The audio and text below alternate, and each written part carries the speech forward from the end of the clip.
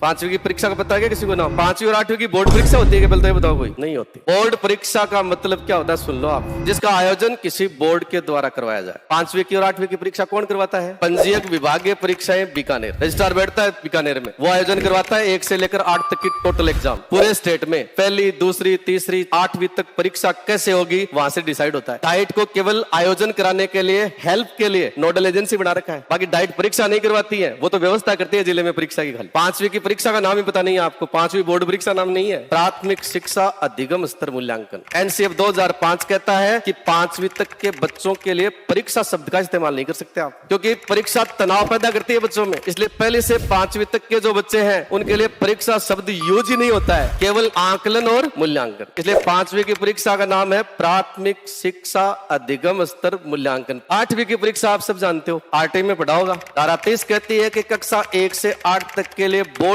परीक्षाओं का आयोजन नहीं हो सकता, लेकिन 8वीं पास करने वाले प्रत्येक बच्चे को एक प्रमाण पत्र देना होगा जिसका नाम है प्रारंभिक शिक्षा पूर्णता प्रमाण पत्र। इसलिए एग्जाम जो होती है 8वीं की, उसका नाम भी यही है। घर पे जाके 5वीं की बच्चे की मार्कशीट या 8वीं की देखना, उस पे लिखा हुआ है प्रारंभिक शिक्षा पूर्णता प्रमाण पत्र परीक्षा। ये 8वीं की परीक्षा का नाम है। बोर्ड परीक्षा का मतलब, पहली शर्त, उसको आयोजित कराने वाली संस्था कोई स्वतंत्र बोर्ड होना चाहिए, जैसे सीबीएसई या बीएसईआर अजमेर, सीआईएसई, जो भी है ना, बोर्ड होना चाहिए, पहली बात।